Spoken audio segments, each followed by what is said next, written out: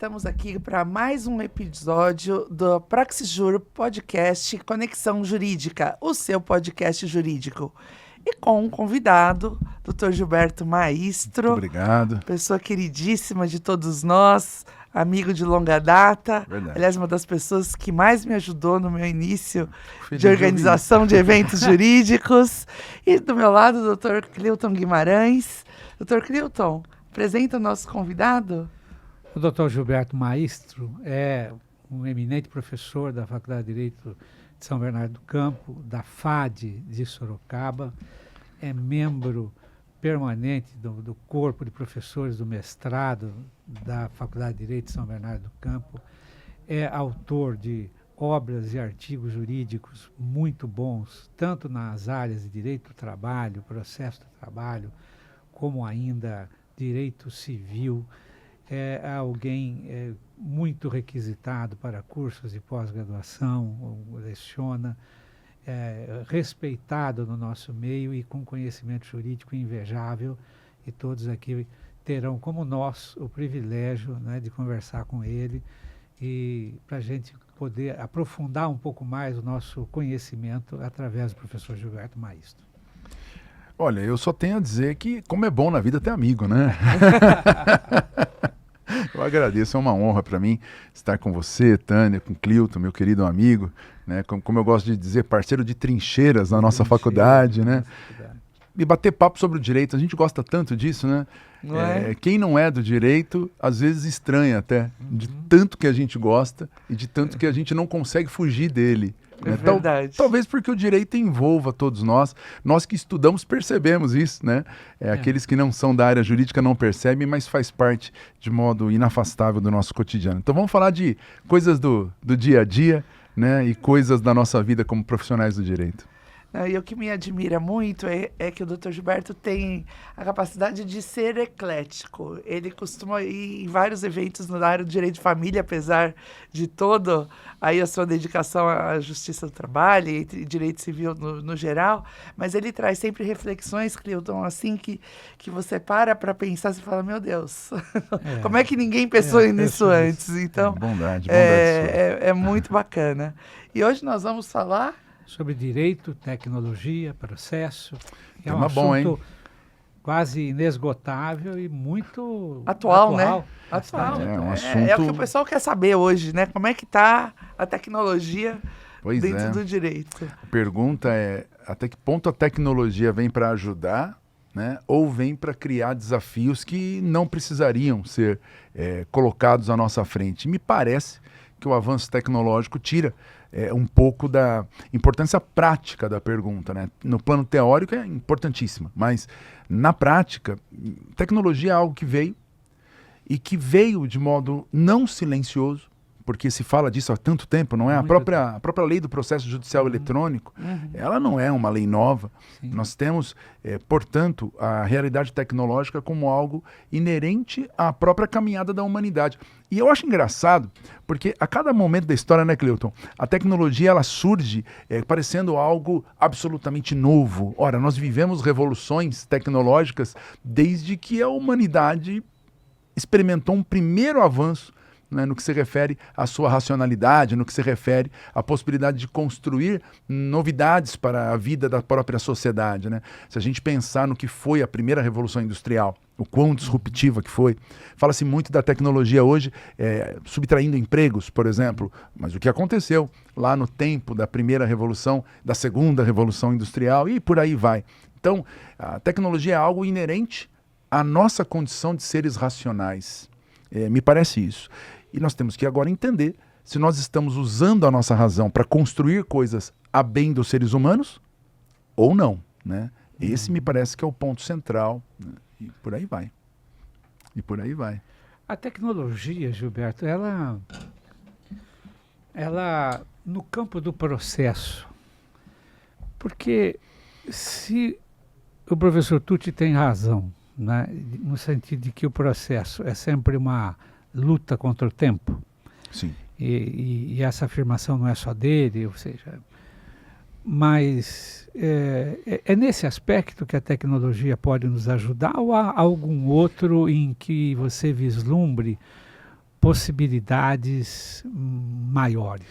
Olha só, eu entendo que a tecnologia ela pode trazer muitas coisas a bem da razão de ser do processo, como bem colocado. O professor Tucci, inclusive na obra de 1995, né, Tempo e Processo, aquele livro, leitura obrigatória, editora RT, né? Leitura obrigatória. Ele começa até com uma pequena jocosidade, lembrando de uma piada do advogado que teria chegado no balcão do fórum, né? E se não me engano, está na nota de rodapé isso, se não me engano. E teria perguntado do processo, né? Respondendo, autos conclusos ou coisa assim. O advogado teria saído e voltado com um bolo, colocado sobre o balcão, acendido a vela e cantado parabéns pelo aniversário do processo. Então, é isso. E todos os problemas que decorrem dessa realidade. Exemplo, talvez o principal. Desde a antiguidade, a gente pode passar pelos gregos para lembrar disso, se fala que a justiça ela tem uma relação direta com o tempo. Né? Porque imaginemos o seguinte, se você passa um dia sem um direito que você realmente titulariza, ou sem poder exercitar esse direito, usufruir do que esse direito te traz, é um dia de injustiça que não vai voltar. Por mais que se fale em reparação, até pecuniária, não importa. O tempo é algo que vai embora e você não tem como voltar atrás. O que você perdeu e sem chance de recuperação. Tempo é vida.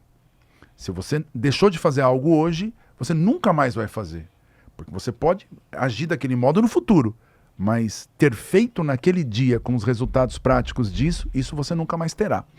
Pensando sob esse ponto de vista, que me parece irrefutável, se um processo demora mais do que o razoável, a justiça ela não está sendo recomposta ou obtida.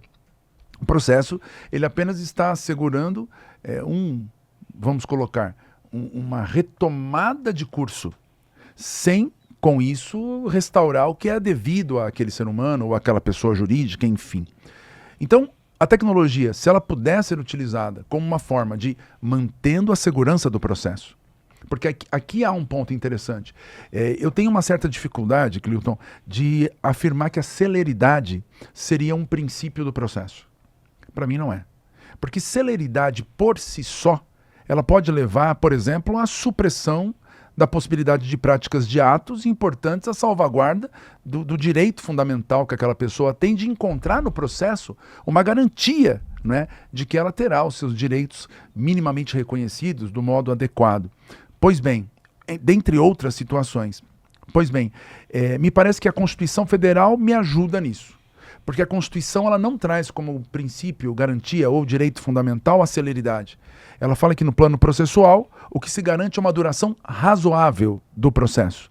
E aí, há uma obra do Carnelucci, uma obra que talvez seja a menos científica dele, que é uma transcrição de um programa de rádio que ele teve na RAI, que se chama Como Fazer um Processo. Né? Que Carnelucci diz, né? Ele chega a falar a importância do processo célere, mas ele complementa, desde que seguro. Então, o que seria a duração razoável do processo que a nossa Constituição, lá no artigo 5º, traz para nós no inciso 78, né? Bem, ela é a conjunção, a reunião, a harmonização de dois elementos, celeridade e segurança jurídica. Dentro desse escopo, respeitado isso, processo como garantia, né? Uma garantia fundamental, me parece que a tecnologia pode ajudar. Por exemplo, diminuindo o tempo para atos de comunicação inicial. Pode ajudar. Diminuindo o tempo, lá no final, na execução, para obtenção de informações sobre bens penhoráveis. Algo que eu entendo que a gente tem que caminhar para isso e o mais rápido possível. Por exemplo, uma integração dos procedimentos, ou melhor dizendo, das plataformas de processo eletrônico. Olha só, para que com um clique se possa chegar à informação acerca da existência de bens penhorados ou créditos de qualquer devedor. Imagine que você, como juiz, com um clique, consiga informação acerca da existência de créditos do devedor que tenham sido reconhecidos pelo judiciário e que, portanto, possam ser objeto de penhora. Ah, mas o juiz ele tem que se curvar à inércia. Tudo bem, se a tecnologia permitir que haja requerimento nesse sentido. E você ter um mapeamento das informações do judiciário para saber se em algum processo tem algum crédito que eu possa direcionar a minha execução para ele. Então, são coisas que podem não só trazer um ganho de tempo na fase de conhecimento. Falamos do período de comunicação. Quantos processos a gente conhece que ficam anos para que completem o ciclo de citações, principalmente quando há litisconsórcio passivo, né?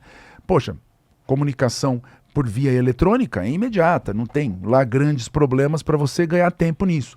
De questões comezinhas como essa, passando pelas provas digitais, até chegando na execução, mudando a crise. Eu não falo mais da crise de certeza, né, lá do processo de conhecimento, passo para a crise de satisfação. Imagine, tecnologia sendo usada para localização de bens.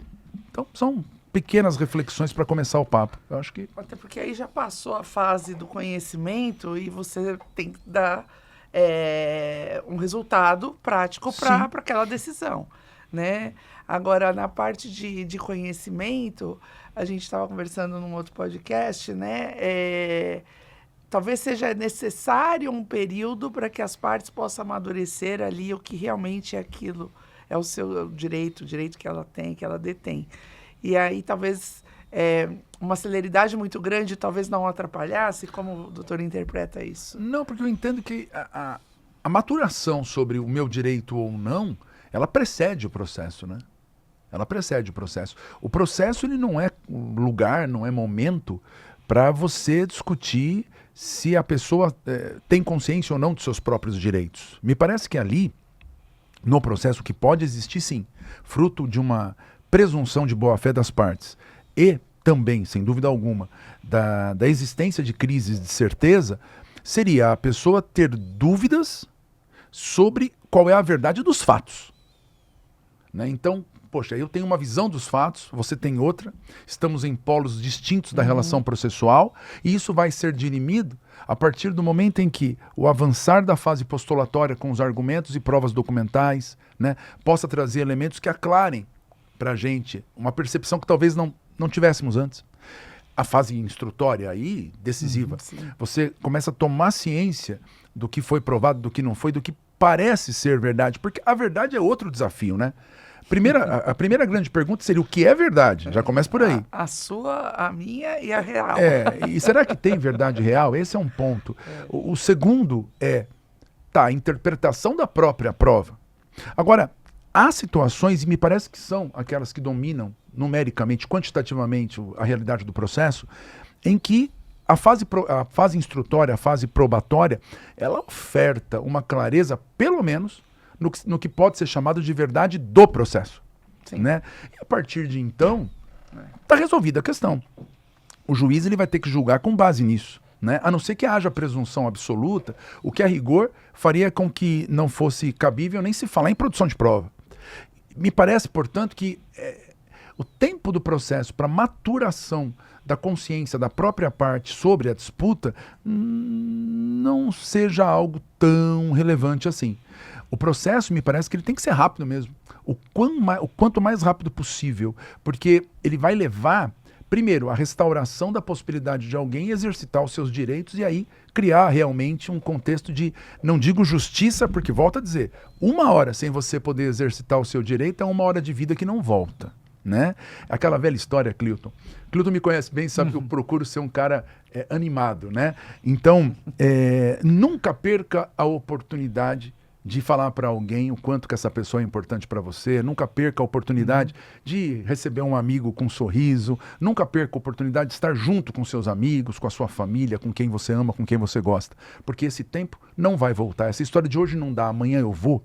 Primeiro que eu não sei se eu vou estar vivo amanhã, segundo que eu não sei se meu amigo vai estar vivo amanhã, terceiro que o hoje não volta.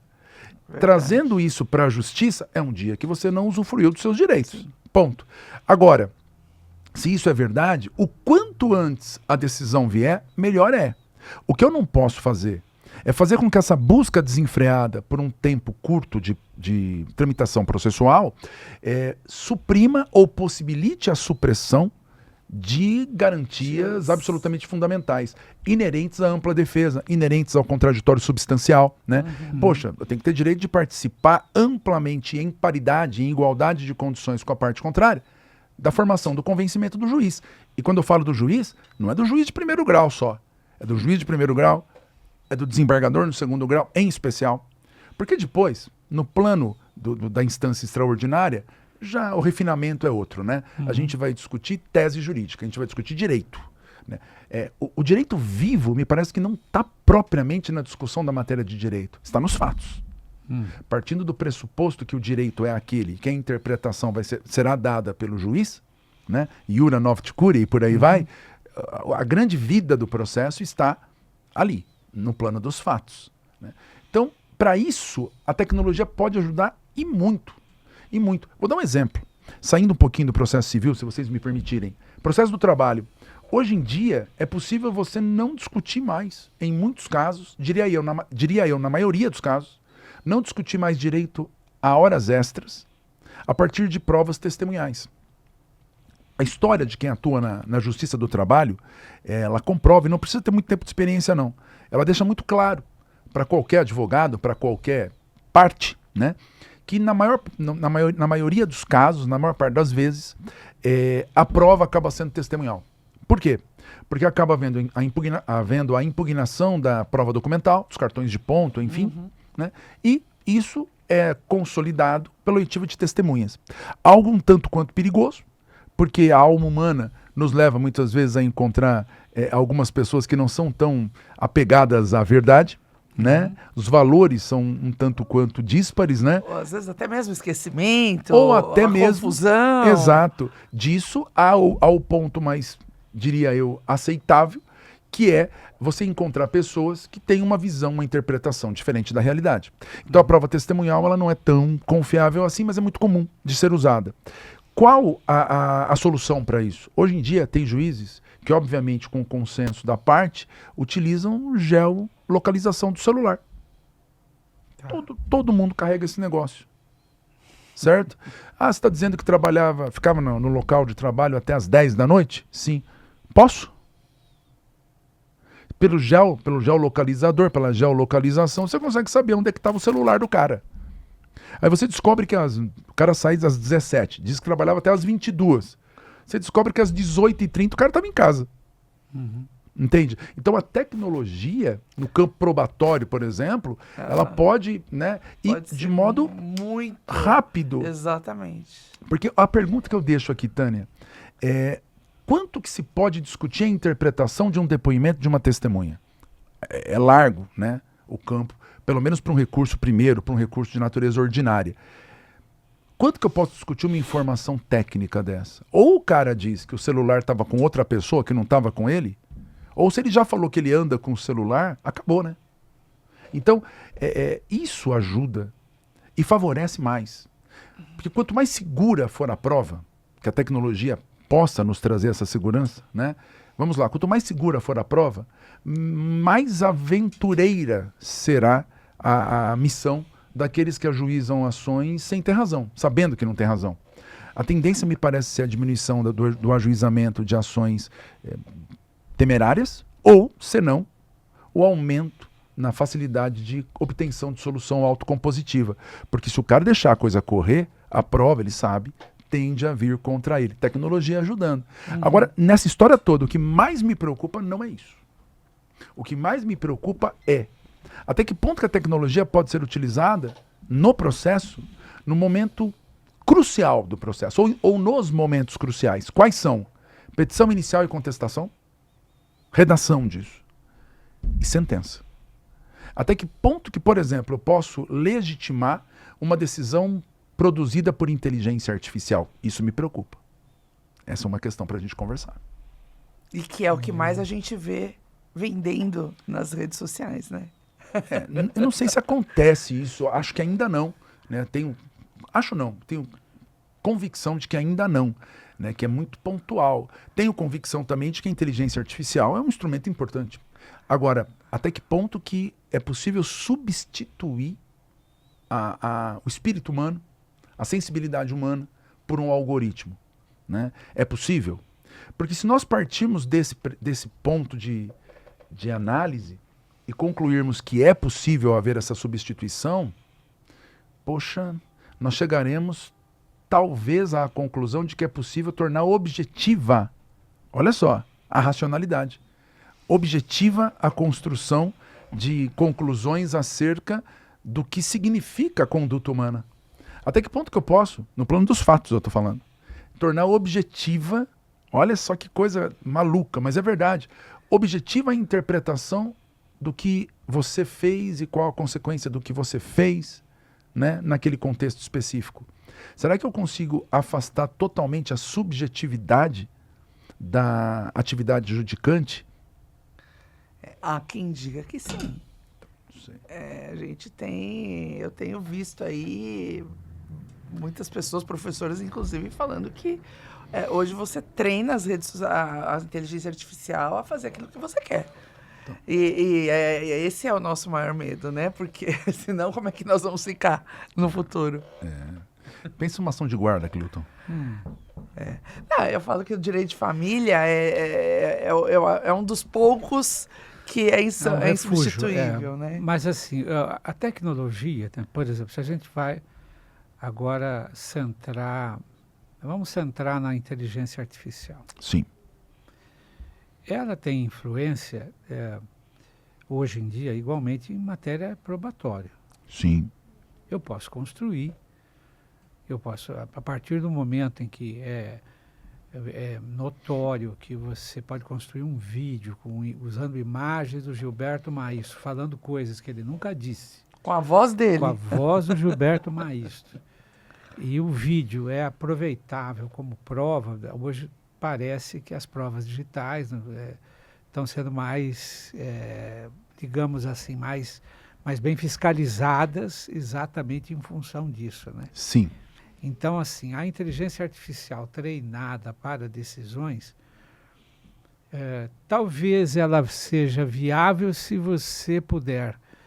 E aí você me diga, aí, você que é pós-doutorando no assunto e um pesquisador frequente dessa matéria, as decisões não são todas iguais. Não. E nem tem sempre o mesmo nível de importância. Sim. Então, uma decisão de juizado especial para a resolução de pequenos créditos, de uma discussão de valor da conta telefônica ou da conta de internet, é uma decisão diferente de uma decisão que você teria numa situação que envolve direito de família ou coisa mais complexa e que requer um olhar mais humano. Assim como é diferente de uma ação, de uma decisão que vise, por exemplo, a entender inconstitucional uma dada interpretação de uma dada norma, etc. e tal. E assim como é diferente de uma decisão interlocutória comum para certos casos com precedentes fixados acerca daquele assunto. Então, quando você vai assim gradualizando, digamos, né, as decisões, né, você vai vendo que talvez a gente vá sofrer uma intromissão da inteligência artificial em algumas delas, em razão da nota de importância que tenha, do grau de relevância, do risco de prejuízo que ela possa ocasionar, que é uma outra coisa a ser medida, né? E eu não sei se a gente consegue se livrar disso. Para questões mais comezinhas. Por exemplo, a inteligência artificial, ela pode, e aí eu quero que você diga, no processo, de modo geral, ela alivia o trabalho dos juízes. Muito. Muito. Não é? Ela alivia o trabalho dos funcionários da serventia, que são mais graduados, mais importantes, que dão pequenas decisões. Ela alivia esse pessoal todo. Sim. Porque ela reproduz. Então, assim, partamos do princípio de que o uso dela é inevitável. Isso concordo. Como já vem acontecendo. E que o nosso problema é um problema de senso ético, até onde ela vai. Exato.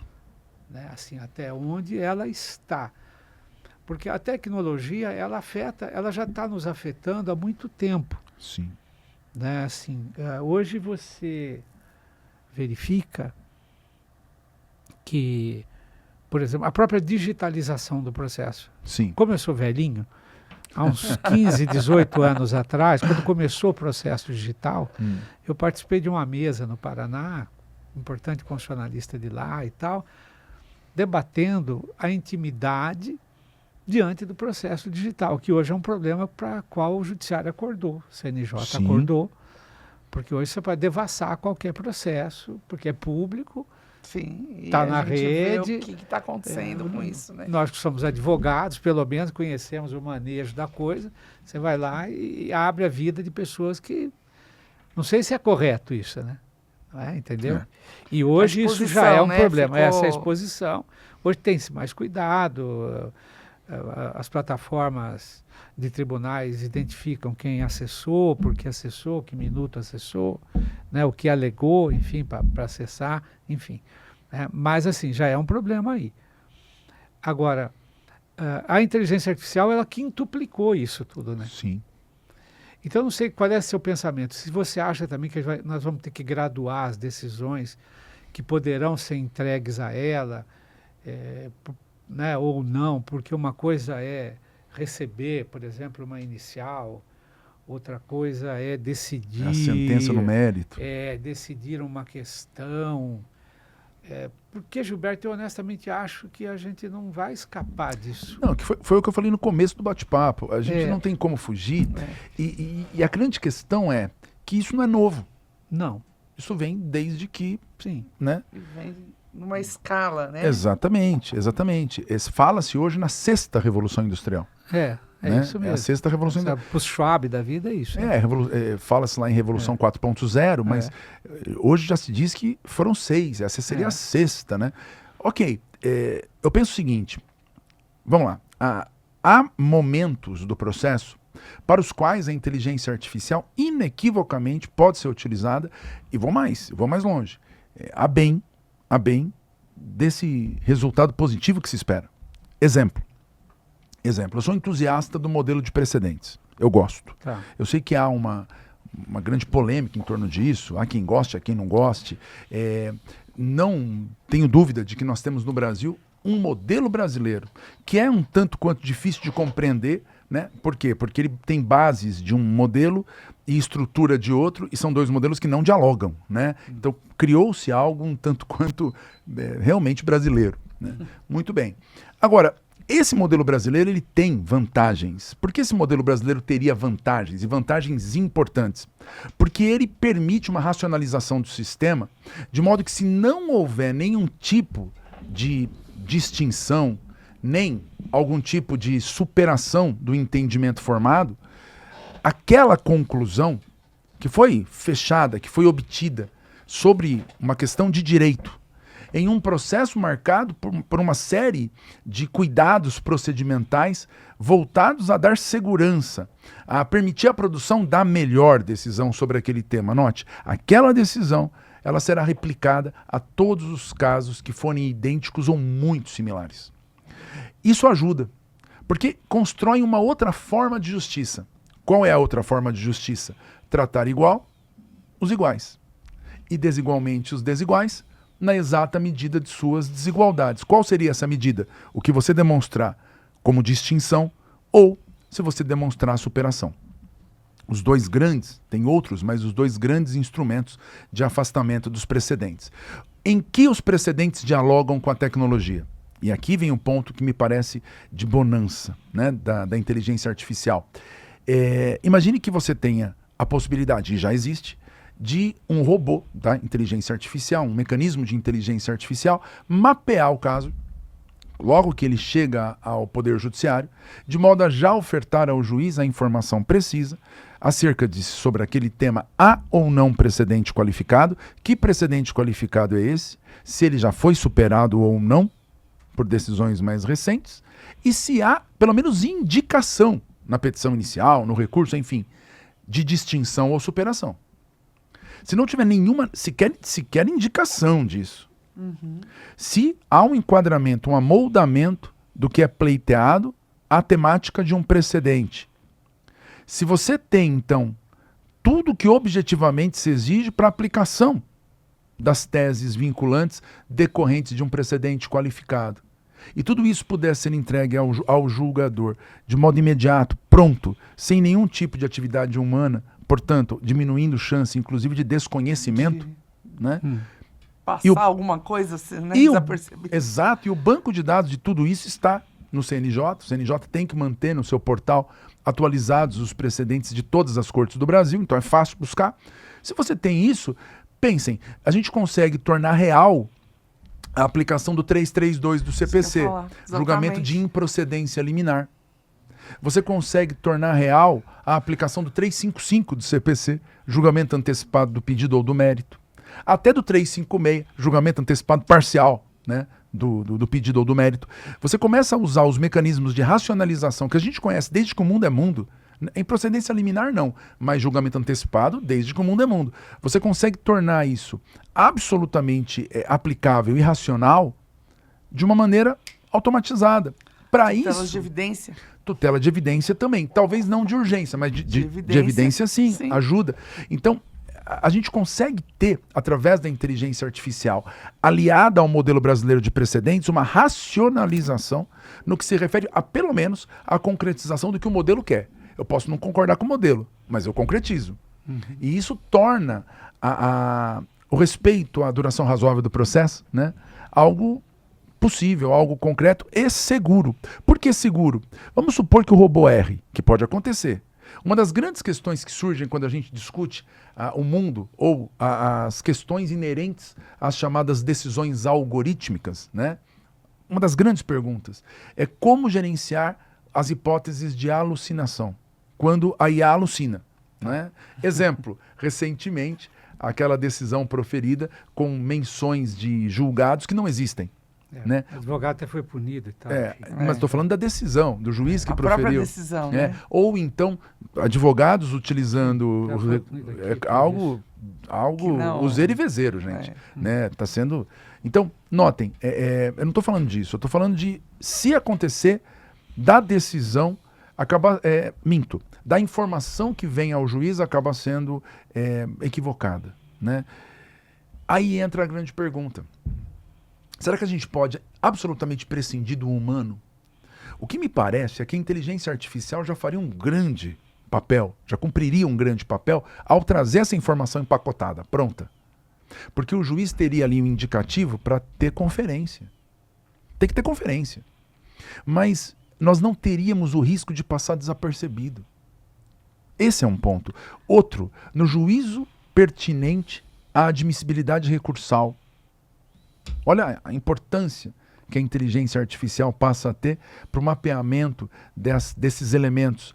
Apenas mapear, depois você confere. Para terminar, 932, inciso 4 e inciso 5. O juiz, o relator, monocraticamente, negando provimento ou dando provimento a um recurso, portanto, sem enviar ao colegiado. Porque a decisão recorrida está de acordo ou contraria a tese vinculante.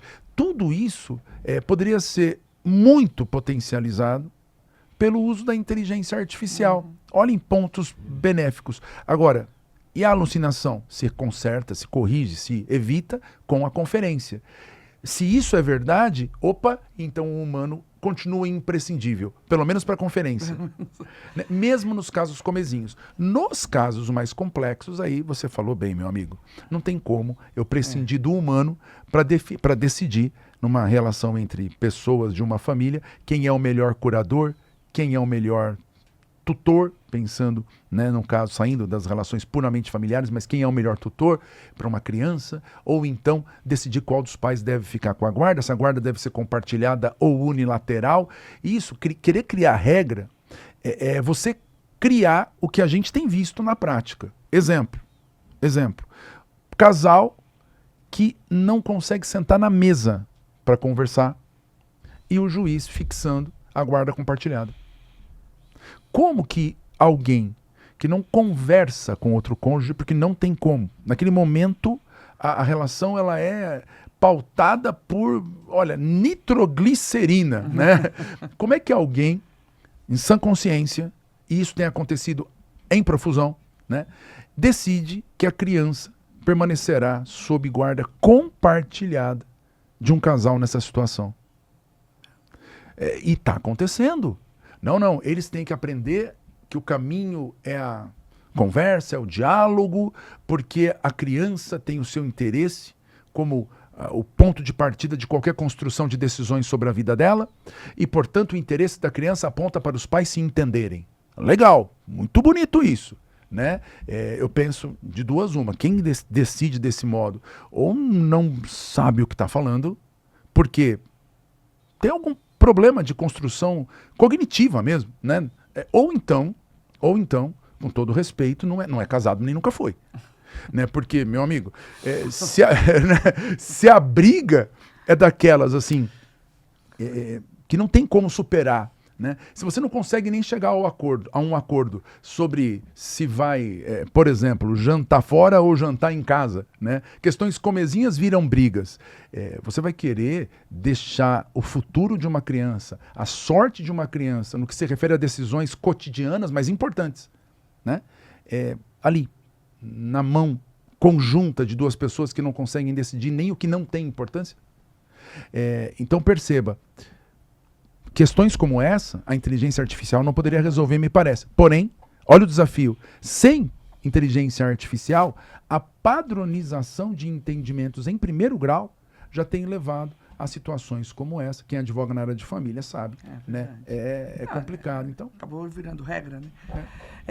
E me parece que o nosso atual CPC, né? Atual já quase antigo, mas ele trouxe exatamente essa padronização, né? Pelos incidentes de demandas repetitivas, né? E tendo essa tendência mesmo de poder simplificar e já pensando talvez aí nessa própria inteligência artificial. Eu acho que não pensaram na inteligência artificial, mas deram um campo gigantesco para que isso gigantesco para isso. Né? Você sabe que a vida traz coisas interessantes, né? Eu tenho algumas pequenas coisas que são muito grandes, na verdade não são pequenas, parecem pequenas, mas que marcam a minha trajetória acadêmica. Não tem texto que eu mais goste do que aqueles que eu produzi com a minha filha. Eu tenho, acho que 3 artigos publicados com a Bruna, né? Com a minha filha mais velha. Formada na gloriosa Faculdade de Direito de São Bernardo do Campo, nossa amada casa, né?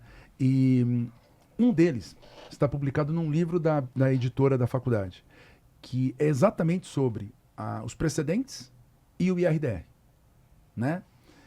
IRDR como um dos veículos de formação de precedentes, né, especificamente, e a relação disso com a tecnologia. Né? Eu e a Bruna, a gente escreveu sobre isso. Inclusive, quem tiver interesse, eu vou deixar aqui já, direitosbc.br, direitosbc.br.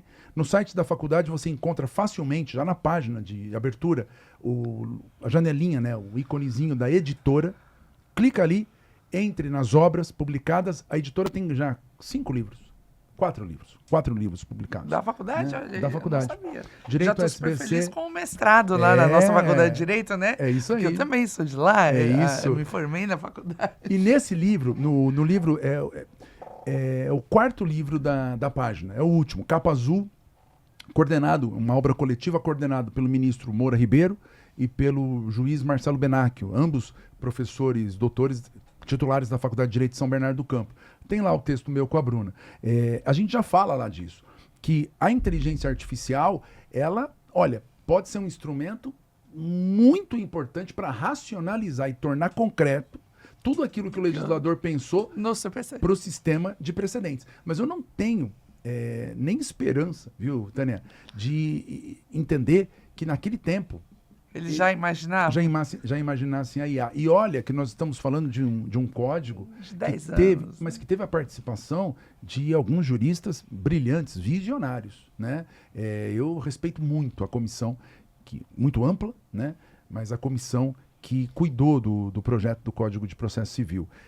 Note, eu não acredito que eles tenham pensado em inteligência artificial. Tecnologia, sim. Né? Grandes nomes, por exemplo, Gerli Nunes, né? Grande conhecedor dos impactos da tecnologia no processo e pessoa sensacional, né? Note, mas eu acho que a inteligência artificial, como ela nos bate à porta, talvez não tenha sido vislumbrada naquele momento, né? Ali foi o modelo de precedentes mesmo, né? O modelo de precedentes. Mas que a IA Que a IA vem vindo vem para depois, poder vem potencializar. Vem potencializar. Com E certeza. isso ok, porque a atividade humana de criação daquela conclusão aconteceu antes. A minha grande dúvida é, e isso é um dilema mesmo, pessoal, será que a gente pode confiar num algoritmo para decidir a nossa vida? Né? Será que eu quero ser julgado de modo tão frio? Será que eu não quero alguém que tenha empatia pela situação das partes que estão envolvidas ali? Será que o judiciário ele pode ser mecanizado a tal ponto? É essa a grande pergunta. Eu lembro, eu costumo dizer que o maior professor de direito que eu conheci na minha vida tem nome e sobrenome, Laércio Antônio França. Laércio era fora do normal, né? E eu tive a honra de ser aluno desse cara. E vou dizer, sem dúvida eu tenho muitos espelhos, mas ele é o maior de todos, né? Eu às vezes fico pensando, poxa, até hoje eu ensino a redigir o pedido como eu aprendi com ele. E esses dias eu me emocionei, meu amigo. Eu estava corrigindo prova da FAD, lá outra faculdade, 30 anos depois, 20 e tantos anos depois.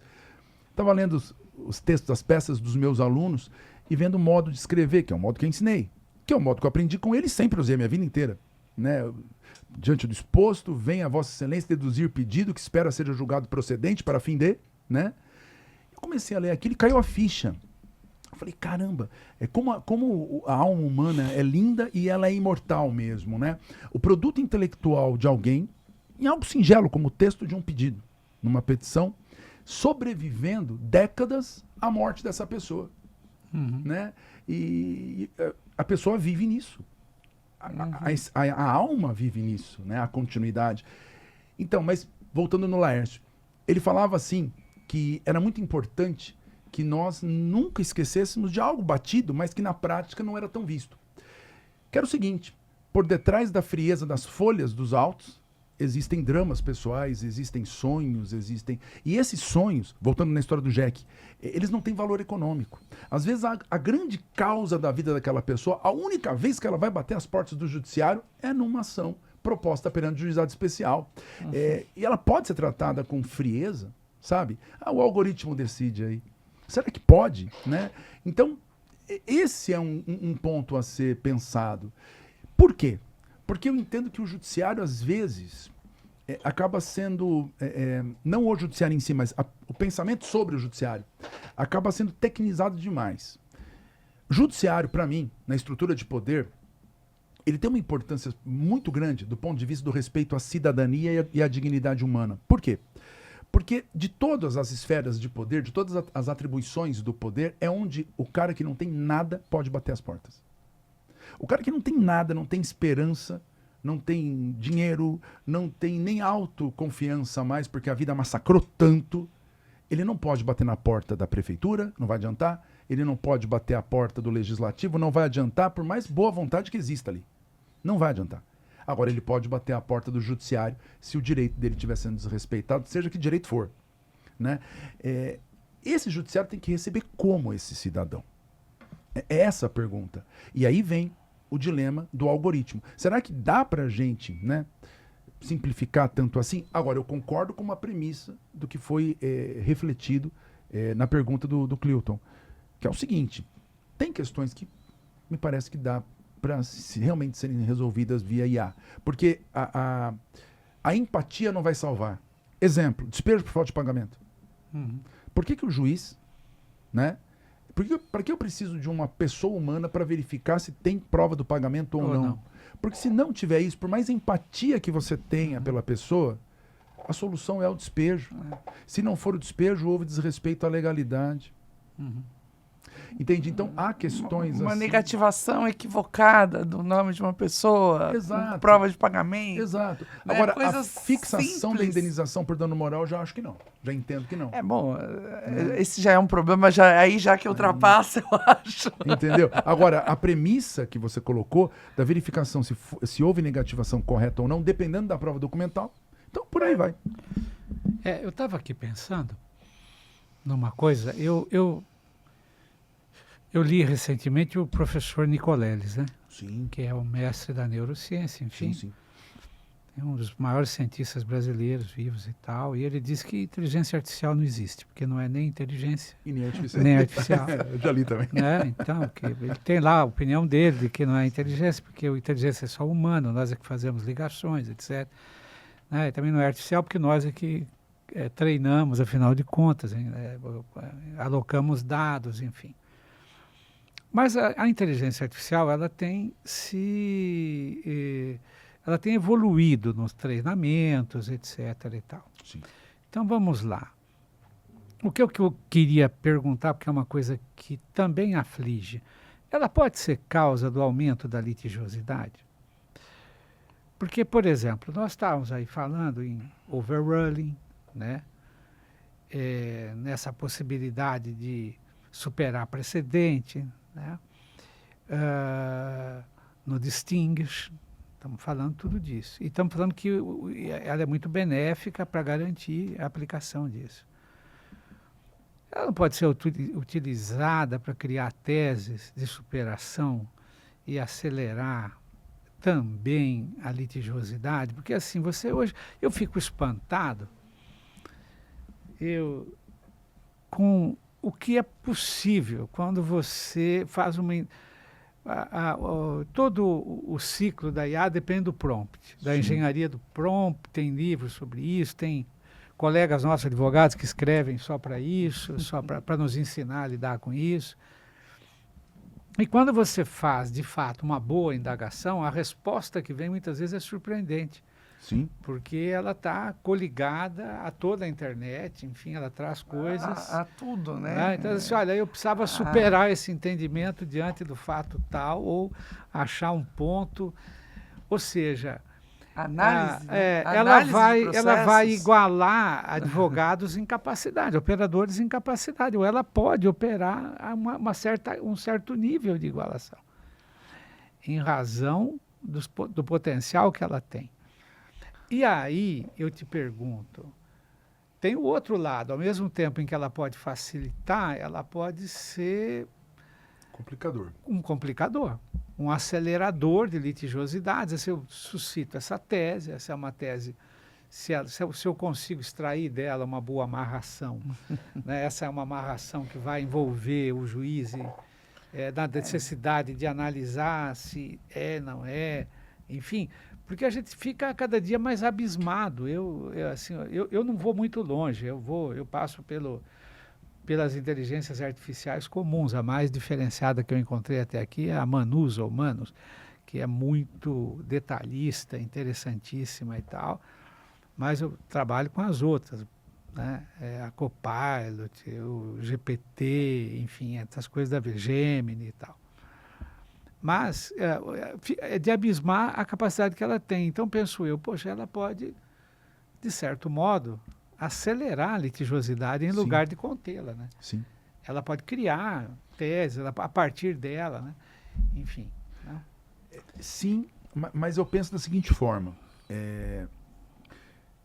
Se criar uma tese sustentável, não é ruim.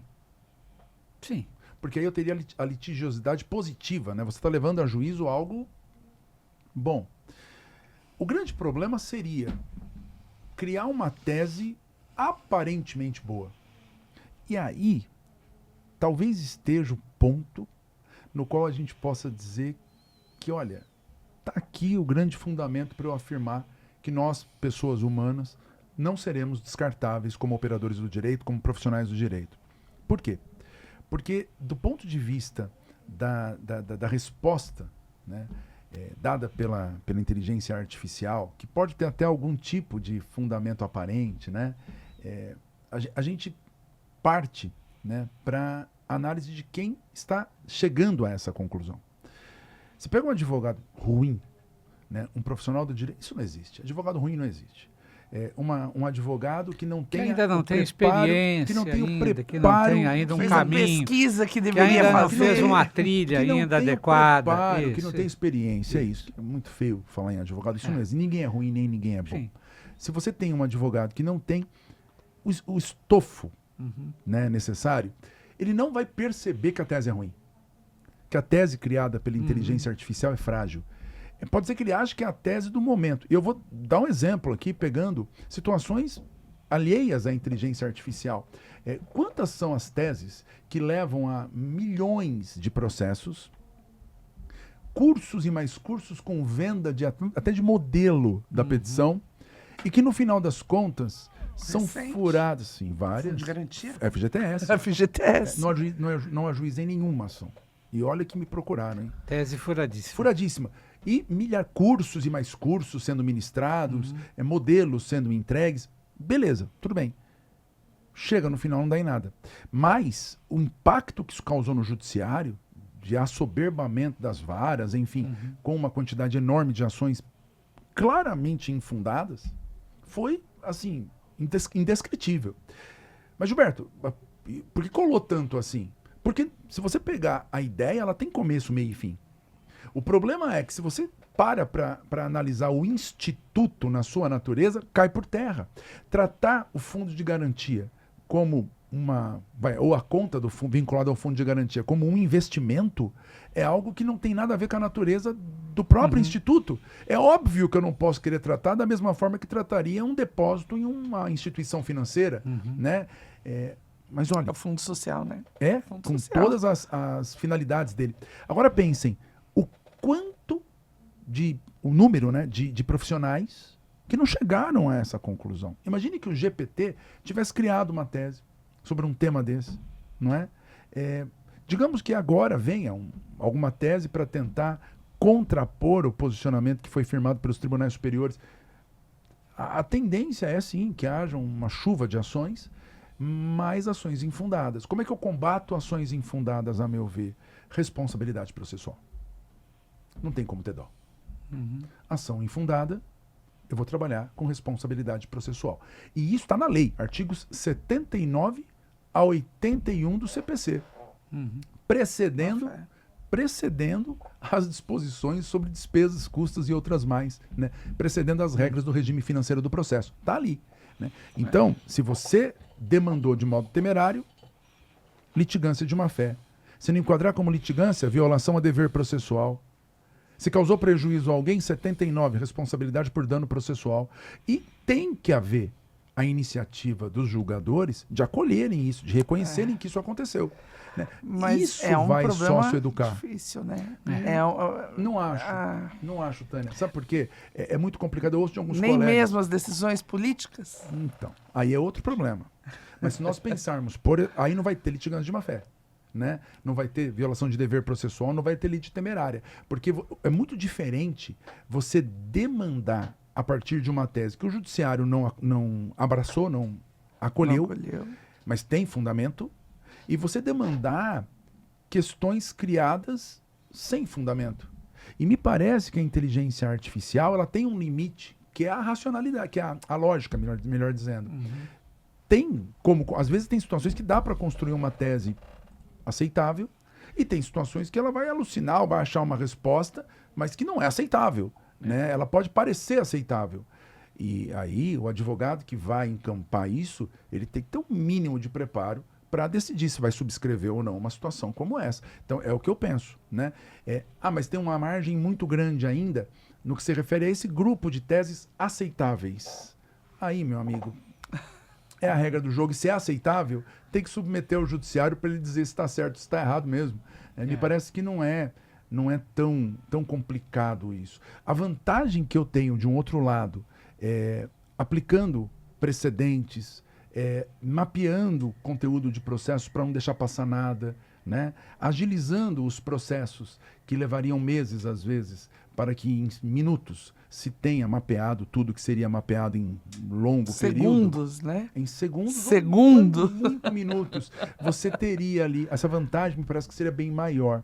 Né? Então o ponto fulcral aqui do que me preocupa, e o tema, daria para a gente ficar uma semana falando, mas o ponto fulcral que ainda me incomoda, e que me desafia, e que ainda que tem segurado a conclusão do meu relatório de pós-doc.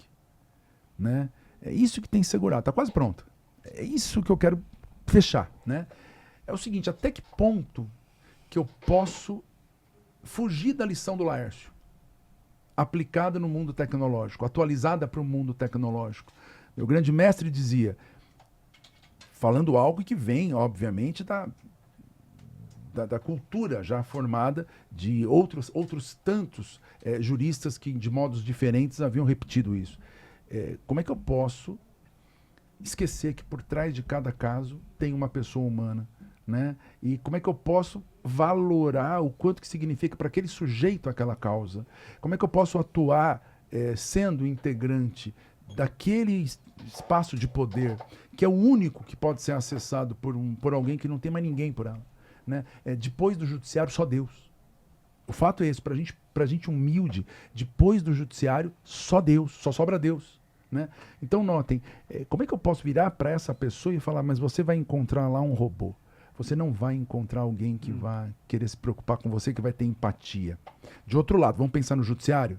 Eu estou falando de uma quantidade absurda de processos. E aí a grande pertinência prática da questão levantada aqui, me parece, que impede que os juízes façam isso.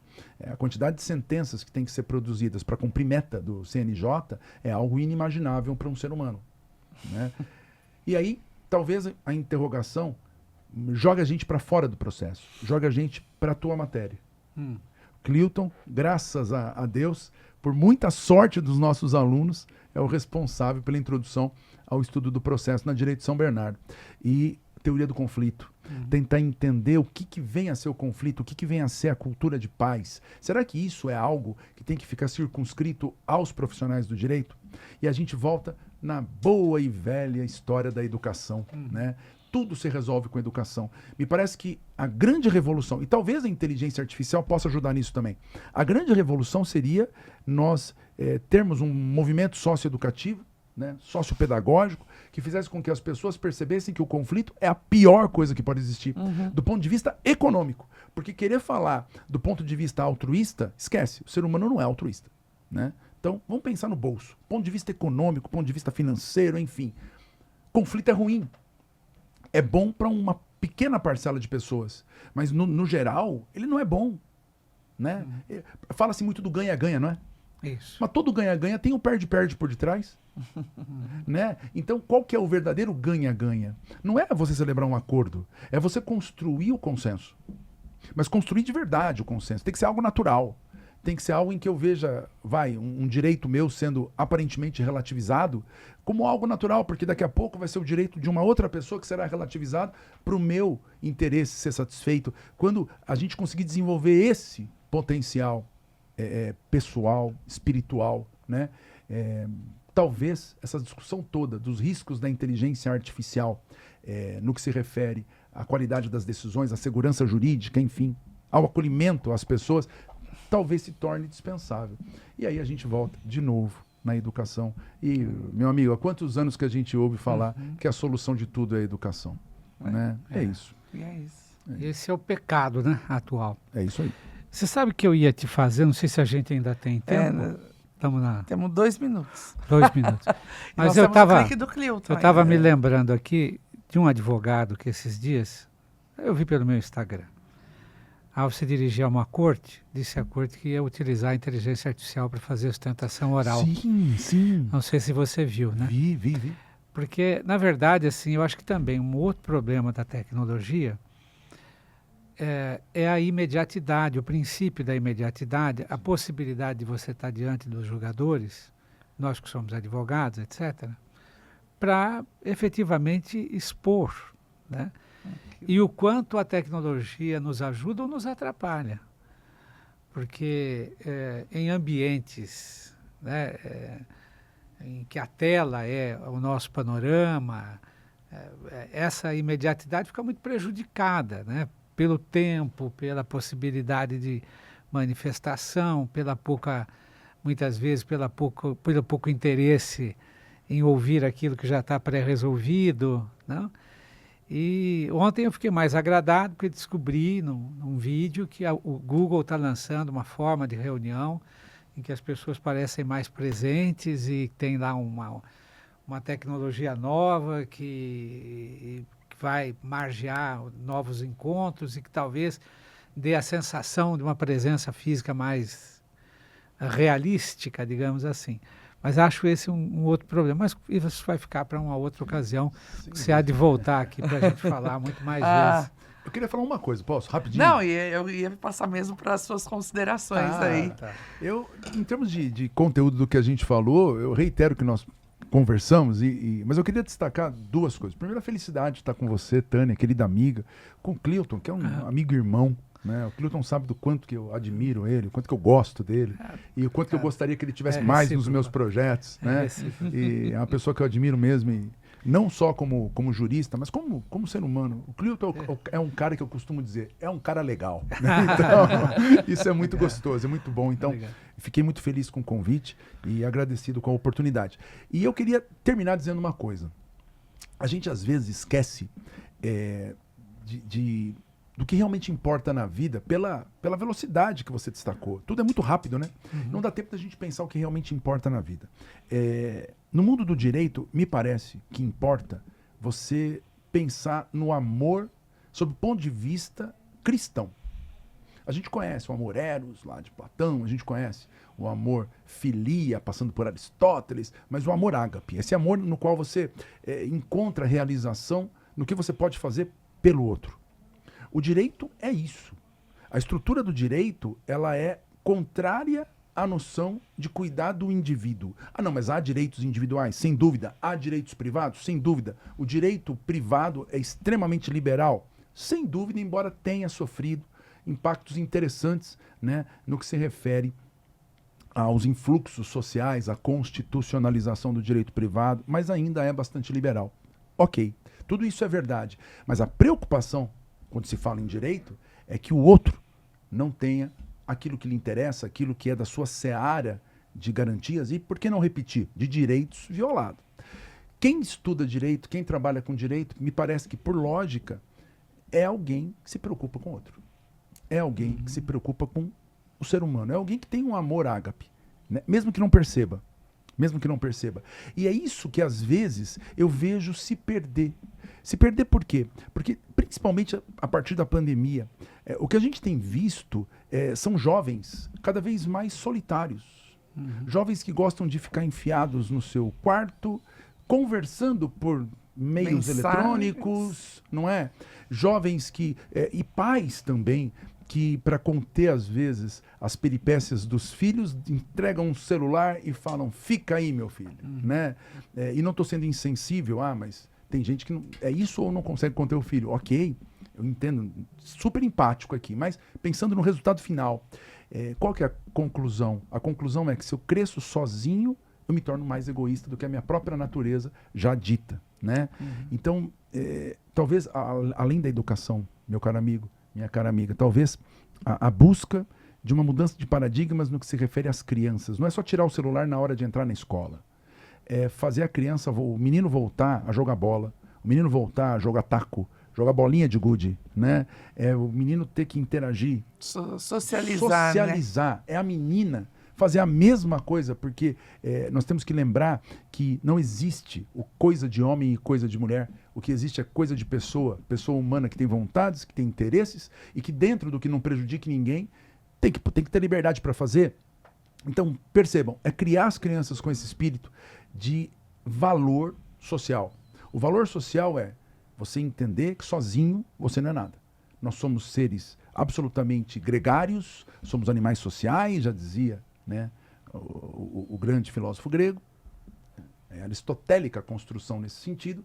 E, enfim, é isso. Educação, empatia e sociabilização. Se a gente conseguir construir um mundo a partir disso, melhorar a vida da sociedade, a partir desses pilares, eu acho que vai cair a litigância. Cairá a litigância. Pelo menos tem chance. Pensando aqui de um modo muito otimista, mas tem chance. Depois disso, enquanto isso não chega, temos que pensar, será que a inteligência artificial ajuda? Será que não ajuda? E eu encerro aqui de novo agradecendo. Obrigado, gente. Valeu. Obrigada. O doutor Maestro sempre com essas reflexões dele, que são maravilhosas, né? Muito bom, muito bom. Podcast Praxis Jur Conexão Jurídica. Terminamos com o clique do Cleuton. Então, nós recebemos aqui o professor Gilberto Maestro, que me lembrou aqui um velho aforismo sobre o direito, que é o de que como se direito houvesse que social não fosse. Todo direito tem um fundo social, a liberdade individual é um valor social, não é um valor pessoal e individual. E viver em sociedade significa devotar-se ao respeito ao outro, e o que é mais importante. E nós aqui passamos uma agradável hora debatendo se a tecnologia nos deixará mais humanos ou se ela nos desumanizará na seara do direito, que é uma das searas em que o humano é um valor, né, com o qual não se transaciona. É isso, vamos aguardar para ver.